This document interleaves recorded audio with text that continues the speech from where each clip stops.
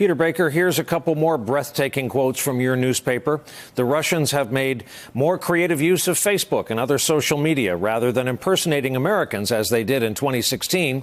Russian operatives are working to get Americans to repeat disinformation to get around social media companies' rules that prohibit inauthentic speech, the official said. And the Russians are working from servers located in the United States rather than abroad, knowing that American intelligence agencies are prohibited from operating inside the country. The FBI and the Department of Homeland Security can, with aid from the intelligence agencies. Peter, do you have any evidence that Washington has, as a community, absorbed the clear and present danger to our next presidential election? And forgive the snark, how will we know when they do? Well, what's striking about it is that rather than being seen as a threat to national security, it's seen as yet another partisan issue.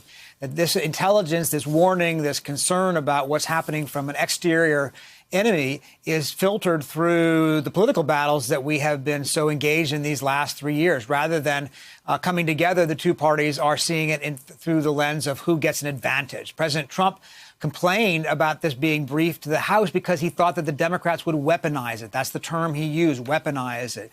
And of course, the Republicans on the Hill who heard this briefing, some of them questioned the authenticity of it, saying that, in fact, that perhaps it was overwrought or overstretched, and in fact that this is not what's really going on. And that's a real problem for a country to respond to an external threat when its internal divisions are so stark that it can't even agree on what that threat is.